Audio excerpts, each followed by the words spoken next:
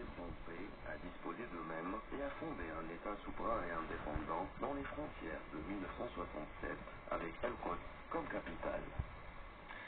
Sujet signé Ilyes Terrini. La colère de la communauté musulmane s'amplifie en France après l'assassinat d'un fidèle dans une mosquée. Des inquiétudes exprimées appelant à une prise de conscience face à la montée de l'extrême droite de Paris. Notre correspondante Camélia Fatia.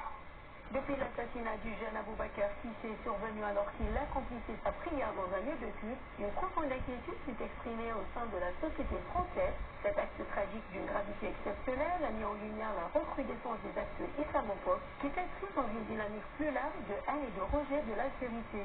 De nombreux citoyens, indépendamment de leurs convictions, soulignent leur inquiétude face à la banalisation de propos stigmatisants et à ce qu'ils considèrent comme une réponse institutionnelle parfois tardive ou insuffisamment affirmée. Je ressens une grande tristesse suite à la mort de Cissé Aboubacar, lâchement assassiné alors qu'il priait et aidait dans un lieu de culte du Cap. Une immense déception face au silence des élites politiques, de certaines élites politiques qui n'ont pas condamné cet assassinat islamophobe. L'assassinat d'Aboubacar réellement constitue aujourd'hui une véritable onde de choc au sein de la République française.